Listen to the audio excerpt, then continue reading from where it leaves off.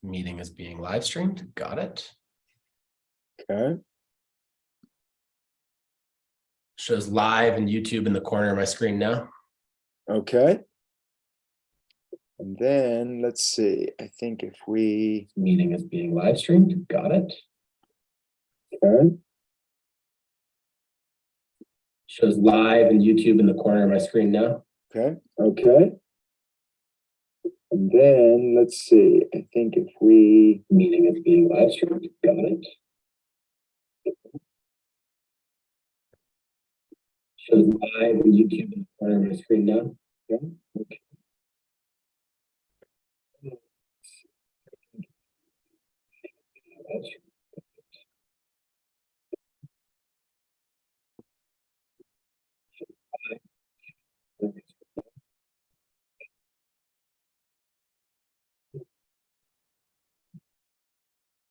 Okay.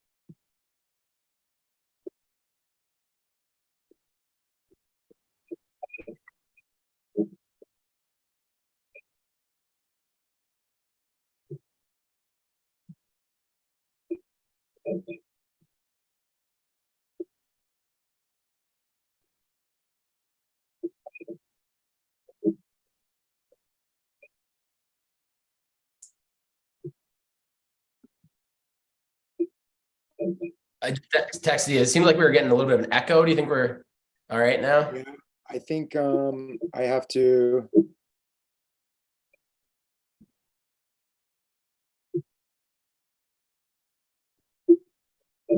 I just texted you. It seemed like we were getting a little bit of an echo. Do you think we're all right now? I think I have to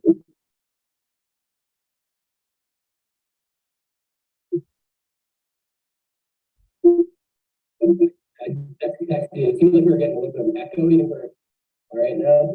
I think I have to I texted you. It seemed like we were getting a little bit of an echo. Do you think we're all right now? I think I have to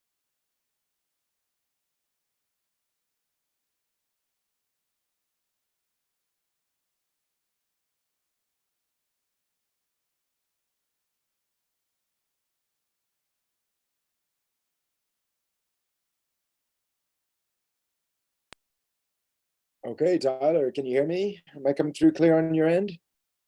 I can hear you fine. Am I sounding okay? Yeah, that sounds good on my end. Welcome everybody. We are just figuring out this YouTube thing. So if there's an echo on your end, can you hear me? Am I coming through clear on your end? There's a weird I can hear you fine. Am I sounding okay? Yeah, that sounds good on my end. Welcome everybody. We are just figuring out this YouTube thing. So if there's an echo on your end, can you hear me? Am I coming through clear on your end? There's a weird I can hear you fine.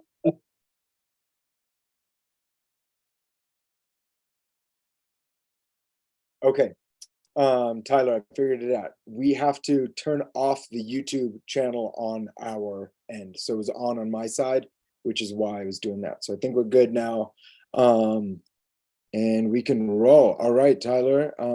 Why don't you kick it off and then I can start sharing. Awesome. Guess we'll get going here. My name's Tyler Falk. I own East Coast Avalanche Education. We're super excited to have Sahan Villamoria with us here tonight. Sahan's a fully certified IFMGA guide, has numerous first ascents and speed records in the mountains, but possibly most well known for his role as the lead guide with TGR, possibly most notably for hire with Jeremy Jones. You might remember the classic Otter Body Descent. He's also the founder of Samsara Experience, an online training program for athletes to train at their highest levels using the full spectrum of training. Sahan's a father of two, and one of the most respected and influential mountain guides of our time. I want to thank Sahan in advance for sharing what he's learned about training in the mountains and bringing this knowledge to our East Coast community. Thanks, Sahan. Right on, Tyler. Thank you. For those who don't know, I actually have roots in the East Coast. I lived on the North Shore and skied a lot in Vermont. I was a Mad River pass holder for many years, and I have very fond memories of really branching out into the backcountry around Mount Washington in my early years. So it's super fun for me to reconnect with you and some of that audience, and hopefully share some valuable training advice. That's awesome. Thank you. Okay, right on. Well, I'm going to share my screen and we can get right into it. Let's see. So here we go.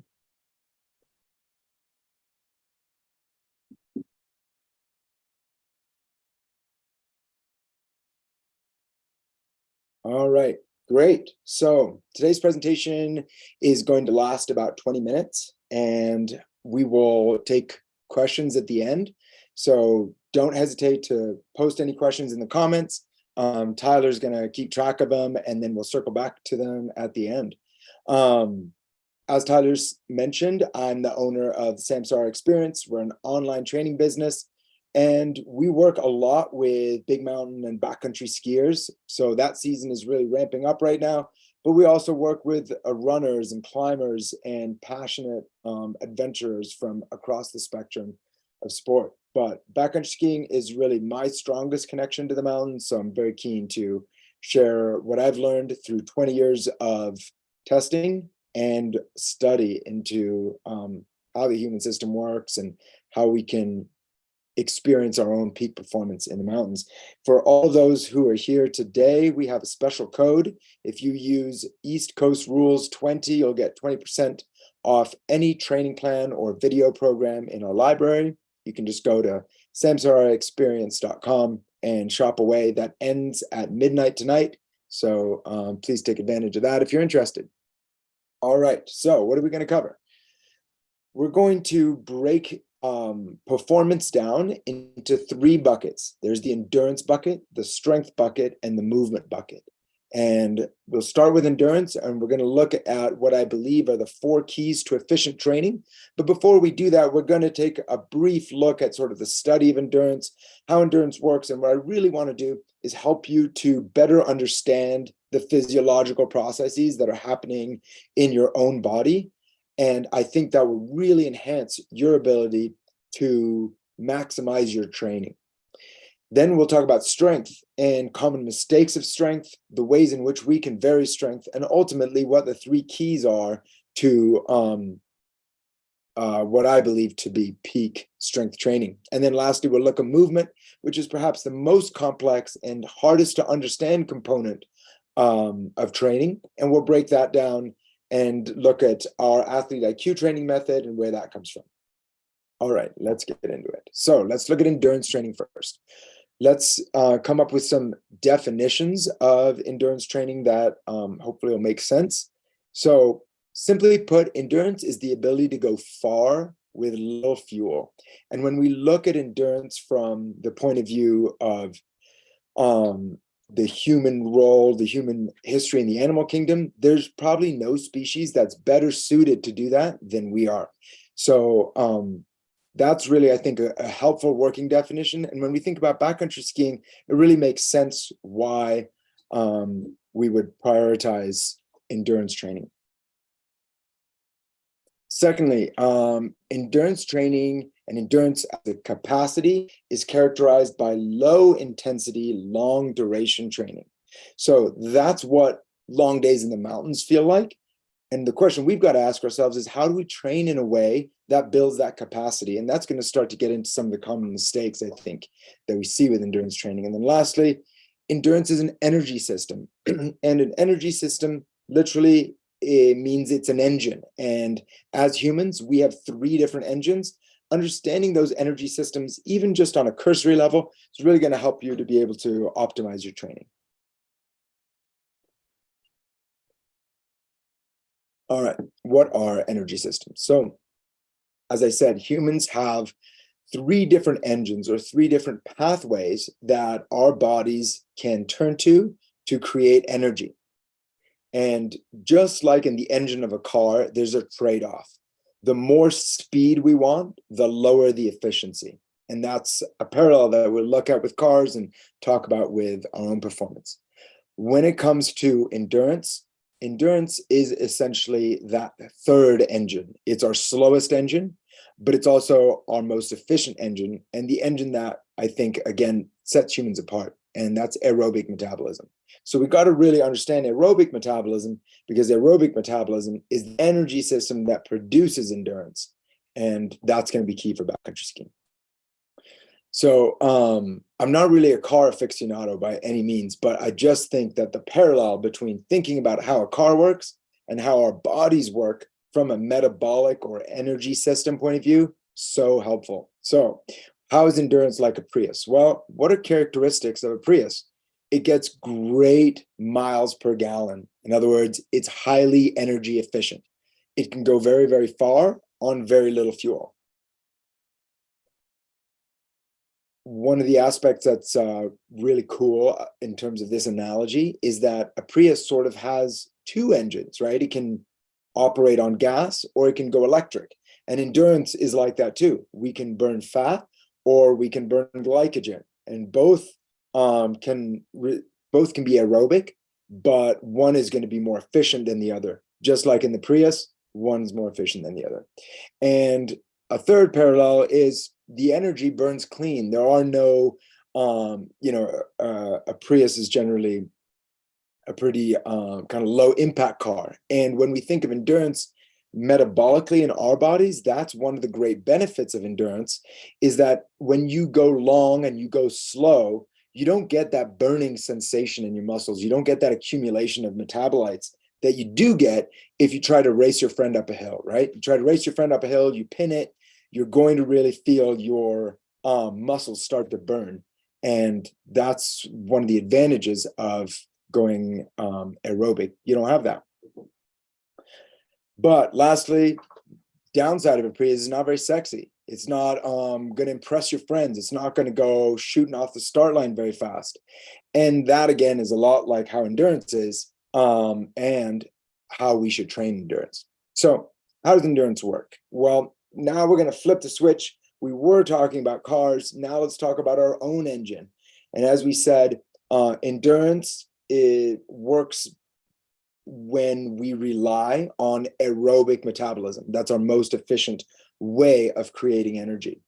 And one of the characteristics of using our aerobic system is that it takes a very long time or many, many steps to produce energy. It's not fast. We cannot convert energy using the aerobic pathway quickly. We have to be patient with it. That means that if I'm on the skin track and I'm going hard and I'm going fast, then my body's going to say, hey, if you want energy right now and you want that much of it, I'm going to need to find a different way to produce that energy. This aerobic system is going to take too long. But on the flip side, if you allow your aerobic metabolism to be the primary producer of energy for you, it's going to be incredibly efficient. Arguably, it's about 17 times more efficient than that energy system where you're panting hard and you're starting to feel your muscles burn. If you're in that kind of a state, that's no longer primarily aerobic. So aerobic is efficient. It's going to produce a lot of energy, but as we said, it's going to take a little bit of time to do that. Maybe one of the best characteristics of the aerobic system is that the aerobic system is capable of burning fat. And fat exists in huge supply in the human body. Most adults have over 100,000 calories of stored fat, which basically means we can survive a whole month without eating. That's amazing. How can we do that? Because our body, our metabolism slows to the point where we can just burn fat. Well, as endurance athletes, if we can burn fat while we're out in the mountains, then we're going to rely on a massive gas tank. Whereas, again, if we flip the switch, we start going a little bit too hard, then we're going to start switching to that glycolytic engine, and that's going to rely on stored muscle glycogen. We only have about 2,000 calories of that. So take 2,000 calories, compare that to 100,000 calories. You can either operate on a tiny little gas tank. That's going to mean you're going to need to stuff Snicker bars down your throat pretty soon. Or you can rely on a massive gas tank that's going to allow you to just keep cruising and feel really great while you're doing it. So how do we train endurance? With that understanding, I'm going to give you what I believe are my 4 keys to training endurance. So one is you have to go long. And the reason you got to go long is that endurance is the ability to endure time, right? That's what we are enduring with endurance. It's the ability to repeat the movement, to keep going. So, you know, when Diana Nyad, who just made this incredible open water crossing, when she was training, she's going to prioritize going really, really long, at least 1 day a week. So for backcountry skiers, if you live near the mountains, well, that's easy. You're going to slap your skins on. You're going to run up and down the mountains, whether that's a ski area or in the backcountry, and get your volume that way. If you don't live near a ski area or you don't live near the mountains, then that 1 day a week of going long, it could be on your bike, it could be running. And if you're far away from the start of the season, say you're training in the summer, you might even vary it up more. You might swim and do other things, because all of those will contribute to your system. But having at least 1 day a week where you go long is important. Long is going to vary, but what I've found is that if you follow the next 3 keys, long can be as short as 70 minutes. 70 minutes can constitute a long training session 1 day a week if you follow the next few pieces of guidance. So you want to go slow. We've talked about this earlier, that in order to train endurance, you have to rely on your endurance engine, and that's your aerobic engine. As soon as you go fast, as soon as you get carried away and you try to start charging out there, you're going to start using your glycolytic engine. That's a different engine. It's like driving an Audi when you're trying to perfect your ability to drive a Prius. If you want to get better at driving the Prius, you've got to drive the Prius. You can't drive a Ferrari and then expect that to transfer over. And the same thing goes with our training. If we want to improve the performance of our aerobic engine, we have to use it. And that means going slow. For most adults, if you're wearing a heart rate monitor, you want to be around 135 beats per minute. That's going to vary depending on age and other things. Other ways to measure that are, can you have a conversation? Tyler and I are rolling up the skin track and we're chatting it up, then we're probably at an aerobic pace. But if we're sweating and we're panting and we can only get 1 or 2 words out, that's no longer aerobic. 3, this is almost like a hack, if you will. If you learn to implement this into your training, you'll get vastly better outcomes than somebody who's doing training that looks very, very similar, but is missing this key point, and that is to avoid rests. As soon as you rest in training, so let's just say you're out for a trail run and you bump into your buddies on the trail and you stop and you chat and you have a sip of water, and then 5 minutes later your shoelaces come out and you stop for that again. Every time you stop, you're giving your body a chance to recycle energy without any effort, and that destroys the training outcome. So whether you're going only for 40 minutes because you're short on time and you got to get it in, or you're going for an hour, 2 hours, maybe even 3 hours, ultimately what matters to your body is how long are you going to ask me to keep going, not fast, but without rest. And if you get in the habit of lacing up your shoes, buckling your boots, and hitting the skin track or the trail and don't take any breaks. Don't stop because your shoes are undone. Don't stop to chat on the trail. Just keep rolling. You'll notice a massive improvement in your performance. Just try to avoid taking those little rests along the way. If you're ski touring, focus on those transitions. Get those transitions down quick. Don't stop to eat and drink if you don't need to. Keep rolling as best you can. It's going to have a huge impact on your endurance performance. Lastly, train fasted when possible. So I'm going to pause on this one. This is a little bit of a complicated one, but my goodness, if you can start to understand the importance of training fasted, it'll really improve your performance. So the reason we want to train fasted is because we want to encourage our body to burn fat. And our body is naturally inclined to burn the most readily available fuel. So if you're constantly eating while you're doing endurance training, you're replenishing your stores of muscle glycogen. And those stores make it very easy for the body to tap into and to produce energy using them. So what we want to do is, instead of relying on that stored glycogen, we want to rely on fat. If we allow that muscle glycogen to be depleted through exercise, then our body is going to have no choice but to go and find that metabolic pathway that enables fat burning. And once you start doing that, once you start triggering that and encouraging your body to burn fat, what you're going to notice is that 40 minutes, 60 minutes, 70 minutes into your run, hike, bike, whatever it is, you don't feel weak. You don't feel hungry. You don't feel like bonking. You just feel like you're in this amazing, steady state of endurance that could just go forever. And that comes and can be accelerated if you experiment with fasted training. So there could be a lot of questions about that. I don't think I want to get too much into it, but fasted training is something you should be curious about, experiment with. You might still carry food with you so that you're not running the risk of being on the mountains without it. But trying to find that magic flow that happens when you're on a long, slow run without food, it's really worth it. All right.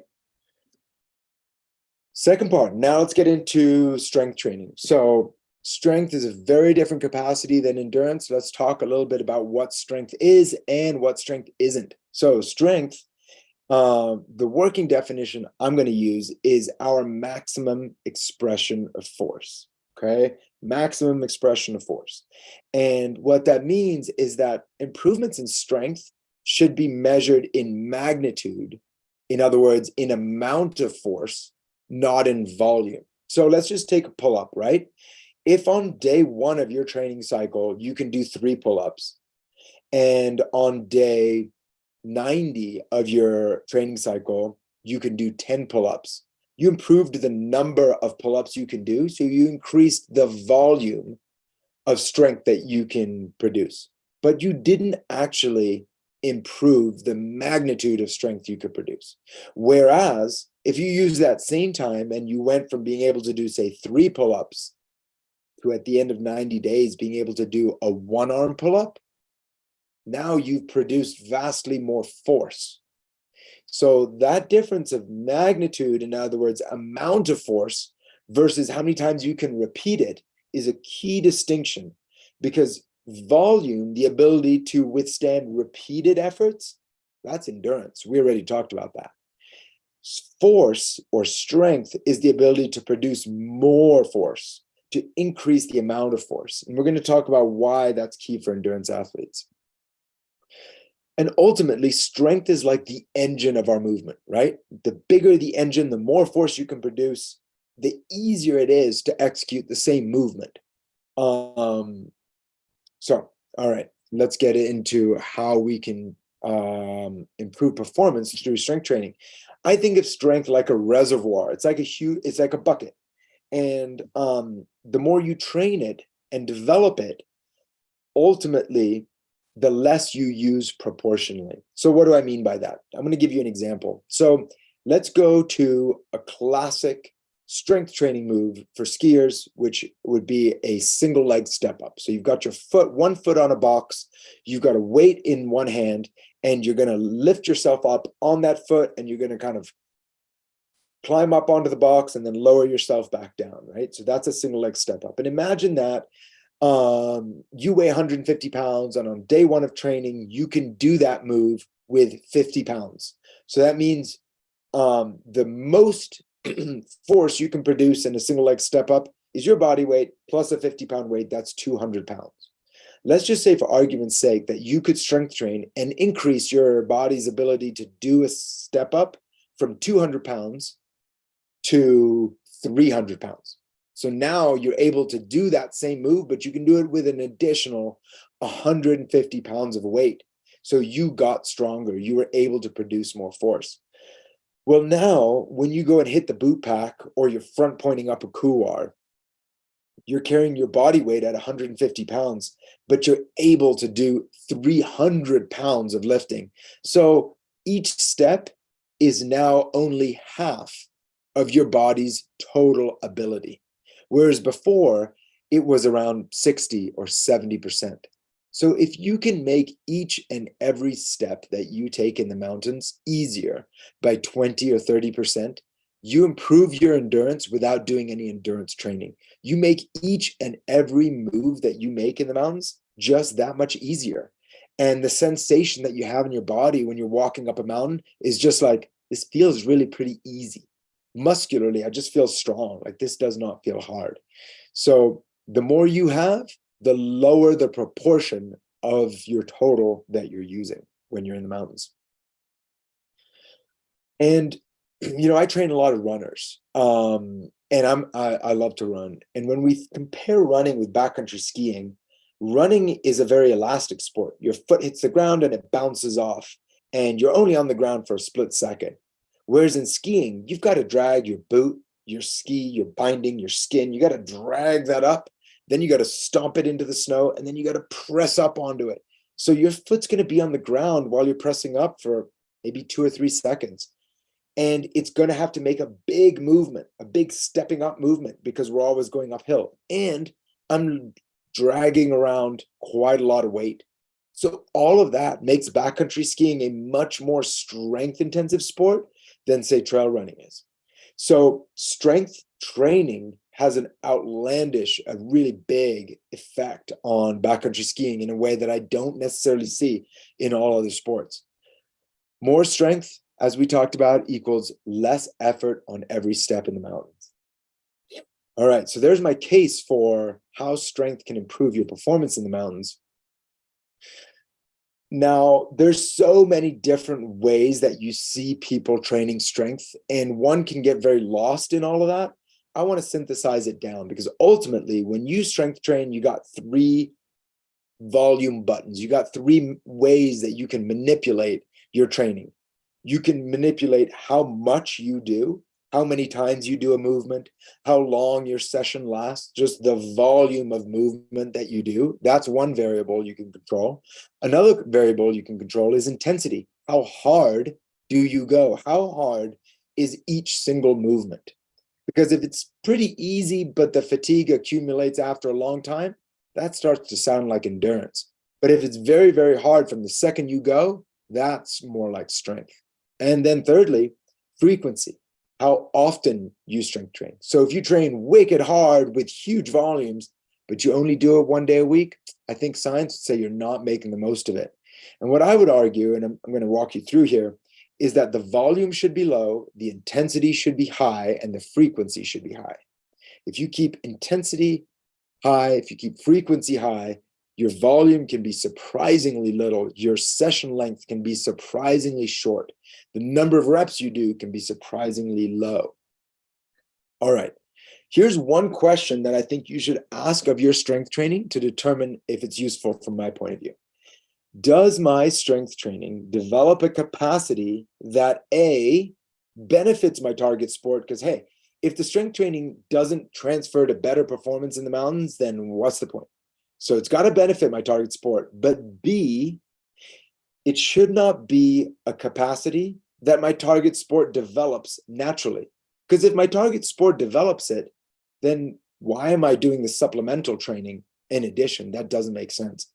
So when we find things that can make us better at our sport, but doing more of our sport doesn't necessarily get us there, that's really worthwhile training because it benefits our sport and we can't get it any other way. That's how strength training should be. It should benefit your sport and it should not be the same as your sport. So when I see people doing 15, 20, 30 step-ups, up and down, up and down, up and down, up and down on a box, I'm thinking, that's not strength training. The load is too low. And that starts to look a whole lot like walking around in the mountains, taking hundreds of steps accumulated over time. We don't want our strength training to look the same as our sport. It should be much, much harder and much, much shorter. So, my recommendations, keep your intensity high, keep your volume low. In other words, don't ski indoors. Don't try to make your strength training look like skiing. It's better for you to go into the mountains or go onto the trail to get that type of adaptation and then keep your intensity high for your indoor session. I love this quote from my friend Steve Bechtel: anything more than 8 reps is Zumba. And that kind of sums it up. You know, we want to be doing things that are extremely hard so that we can't do that many of them. Okay, so the common mistakes, again, volume is too much. People are spending too long in the gym. They're doing too much accumulated work. And the reality is that if you're a skier and you are skiing, you are fatigued. I'm tired all winter long. Every day is this sort of delicate balancing act of keeping it together and not overly fatiguing myself. So my strength training sometimes will be like 8 minutes long, 10 minutes long, even 5 minutes long, because I don't want to accumulate a whole bunch of fatigue. I'm already tired as it is. The intensity commonly I find when I look at what people are doing, it's not hard enough. And if the intensity isn't hard enough, you simply won't trigger the changes in your body. Your body is not going to care to make adaptations to something that's easy. So if it takes you 1, 2, 5 repetitions before it gets hard, then you're not going hard enough. It should be hard right from the get-go. Frequency, lastly, I think there's a lot of great research right now that's really pointing to the idea that frequency is something that we can use to our advantage. Train very frequently, but just keep the sessions very short. Better to train 3, 4, 5 days a week for 8 to 10 minutes a session than to train for an hour, 1 session a week.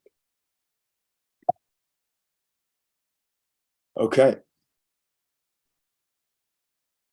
We covered that. Okay, let's see. So, in conclusion, strength training. 3 keys to strength training. Low reps, hard from the start, in other words, high level of effort, high intensity, and lastly, high frequency, 3 times a week, I think at a minimum. You might even choose to do it 4 or 5 days a week, just keeping those sessions very, very short. Okay, last part of this presentation is movement training. And movement training is something that you don't commonly find in training methodologies. And this has really been my passion. This is where I've invested the most energy on what I really think is the next dimension in training. This, I believe, is sort of the next frontier and what can take ordinary athletes, make them extraordinary without just practicing their sport. I mean, obviously, we practice our sport as much as we can, but if that's the only way we can improve, our improvements can be very limited. Our sport's seasonal, right? We only get to do it maybe a third of the year. So what are the things that we can do to enhance our performance without actually doing our sport? That's an important question. In other words, can we get better at skiing without skiing? I think so. And here's some of the conclusions that I've come to around movement training is that, you know, about 10 years ago, when I really started studying movement, I looked at movement very broadly. I looked at basketball, I looked at martial arts, I looked at all the mountain sports that I practice. I looked at dance. And the question I kept asking myself is, what's the thread that connects all of the movement? Is there even a thread? Is there something that all these sports have in common? And ultimately, I found that yes, there really is. We're going to look at what those are. And when you find those things, it's like a tree. And you can spend a lot of time studying a tree by just looking at the tree, or you can go down, dig in the dirt, and look at what the roots tell you about the tree. And that's sort of the parallel that I see in training, is that a lot of people are still training. They're trying to cultivate the tree, meaning their body, their athleticism, by watering the leaves, by practicing the sport, by just mimicking the way that you want to perform in the mountains. And what I've really come to understand is that the way to improve athleticism isn't to focus on that one sport. It's to get back to that thread that connects all sports, the roots of our athleticism. And in that analogy, my comment is water the roots. If you want to grow the leaves, you got to water the roots. So what's at the roots of our athleticism? That's a really important question. And what I come up with is that human specific training is more important than sport specific training, because sport is just a representation of the way that we as modern athletes have found to use our athleticism in a way that's fun. But ultimately, it all comes from this human design: 2 arms, 2 legs, and the way that we're built.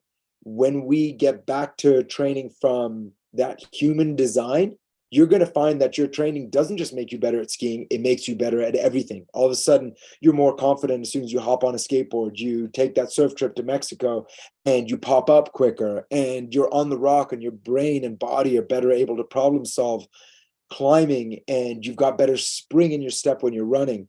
I believe all of those things can be developed simultaneously. Oh, and it wants to show it to us again. All right. So what are some things that all sports have in common? This is really the product of my 10 years of looking at training from the movement perspective. One is reciprocity. Take this as an example. When you ski tour, and you stride forward with your right foot, you always plant your left pole. And when you stride forward with your left foot, you always plant your right pole. You won't see anybody on the skin track going left foot, left hand. Doesn't work that way. Our bodies have a natural design that causes us to want to reciprocate. So when the lower body does something in a left side direction, your upper body is going to counter that in the right side direction. Go pull up any photo of a top sprinter running on a track. When their left knee is driving and lifting, their right hand will be doing the same thing. You'll never see them go left, left, right, right, because they would literally run around in circles. That reciprocity concept is baked into human design. It's baked into the way that we operate in sports. You know, like when you drive really heavy onto your downhill edge, you want to bring your upper body down the fall line. So as your hip is falling back, your shoulders are falling forward. That's an example of that reciprocity in downhill skiing. Or like we talked about in ski touring, when I'm driving forward with my left foot, I'm going to plant my right pole.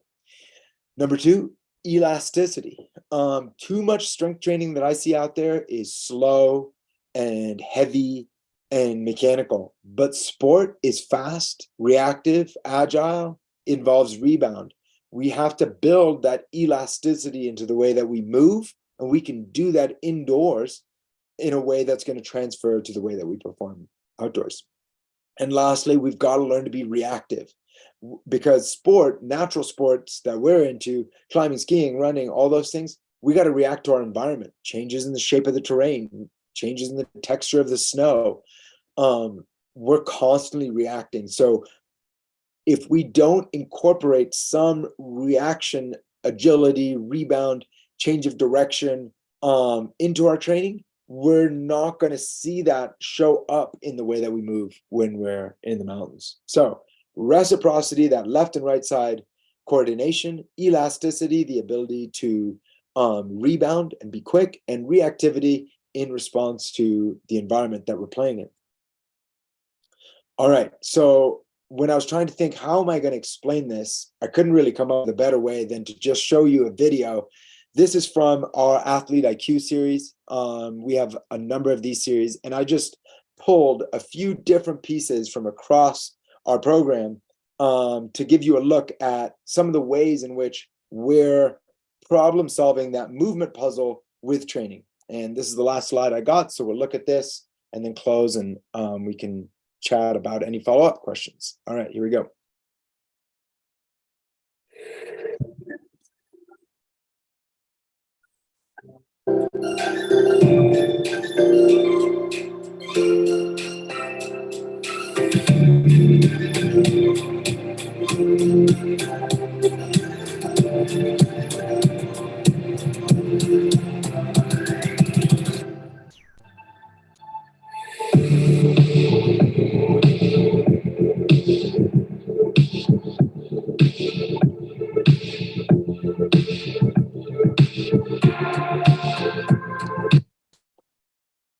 All right.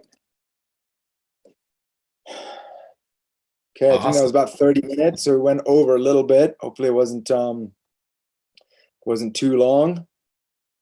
That was great. Thanks so much. Absolutely. Absolutely, Tyler. Couple questions. Yeah. Are you seeing the questions in the Google chat? Oh, great. You got a couple there? I got a couple here.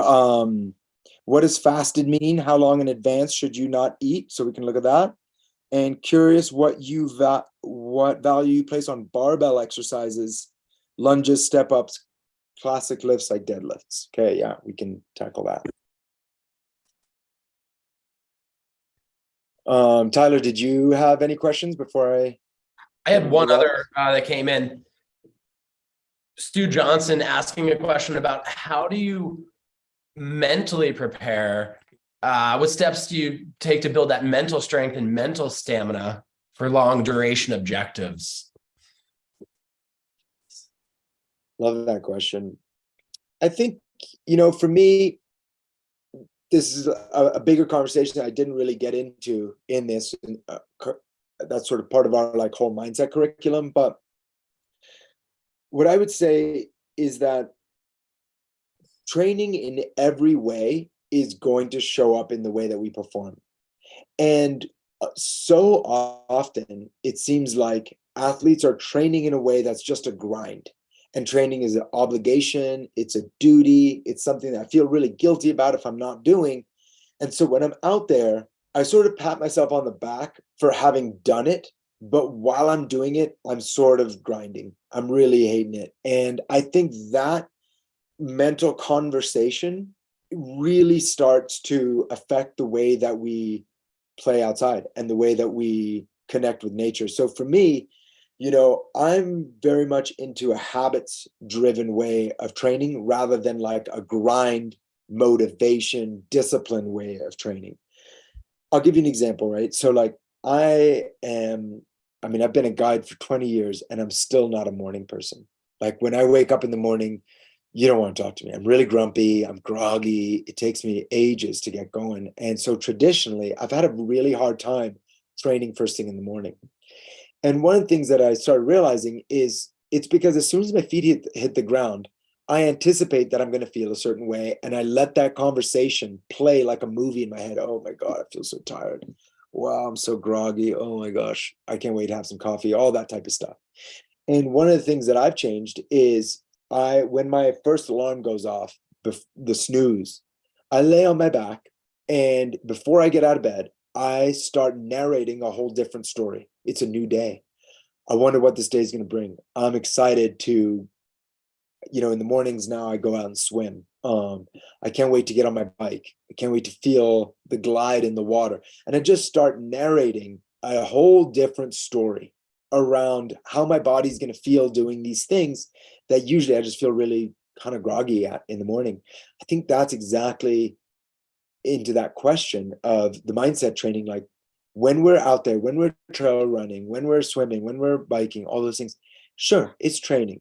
Great. But you know what else it is? It's us time. It's a chance for us to reconnect with nature, to have a little bit of free time, to let the mind wander. That's so much to be grateful for. And allowing the narrative, or forcing, if you need to, force it if you have to, force the narrative to be one of enjoyment, of appreciation, gratitude. And then when you're out and you're on these long days, and yeah, they get hard. Sometimes long days get really hard. You default back to this narrative of like gratitude and appreciation for where you're at, rather than, oh my God, this just feels like a grind. For me, I was a competitive athlete in my 20s and 30s. I raced running and ski mountaineering. I came from that very kind of grind type of mentality, and now I'm not competing as much, though I raced a lot this summer actually. But I have such a different narrative around it. It's really changed the game for me. That's a great answer. I love it. Thanks so much. Totally. Maybe I'll touch on the fasted question, because that's a very common one. So the thing I really want to say about fasted training is there's no rules. There's no rules. There's no guideline that if you meet it, you can say, I did fasted training. And if you didn't, then you're lazy and you didn't. That's not the way I see it at all. Ultimately, the reason that fasted training is so effective is it's because it is part of our evolution. When about 2 million years ago, when humans became hunters, we were not the most powerful, not the strongest, and not the fastest. In fact, we were probably the slowest and least powerful of all the animals that we would have hunted. But what enabled us to hunt effectively was the fact that we could outlast our prey. And that ability to keep going when they were out of fuel and we could keep going slowly is ultimately, some anthropologists argue, what enabled the human species to survive at a time of scarcity.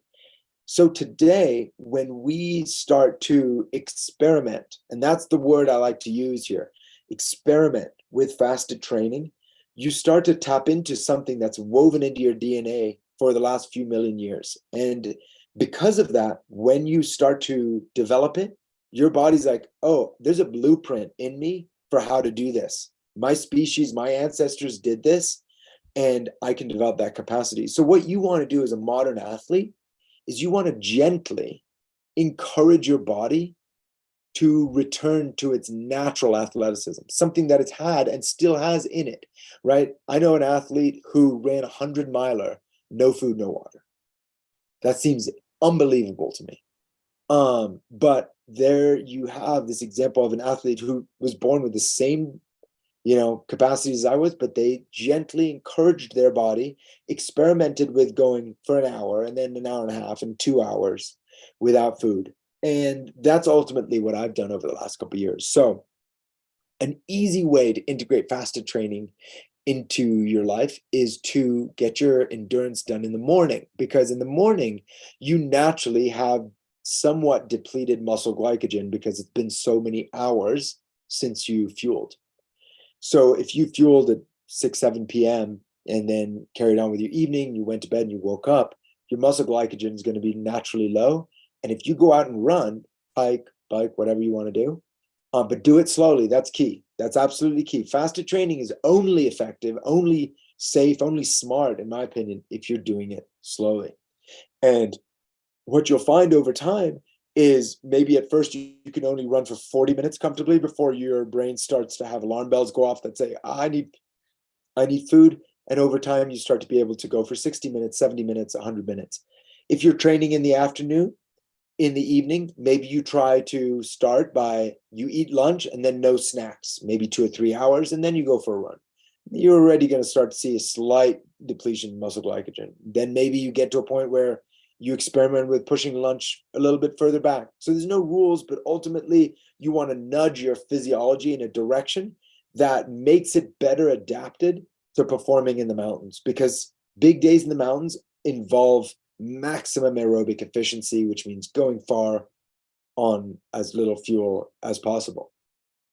And then one last thing I want to say, when you get home, fasted training's over. Now you feast, you eat well, eat fully, consume protein, carbohydrates, everything, right? So it's not fasting for weight loss. It's not that at all. It's a performance enhancement for endurance athletes.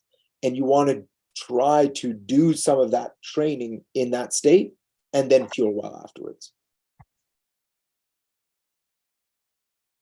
Excellent. Did we have one more question to cover? Yeah, we got one more question, which is, what do you think about traditional barbell lifts and things like that? So My short answer is I don't like them. I don't do them. I don't believe in them. You know, I've spent the last 10 years really trying to get to the heart of movement training and understand human movement. And what I see is no matter what sport you're talking about, any natural sport, all sports come back to locomotion. Locomotion is simply the patterns of movement that humans use to cover ground.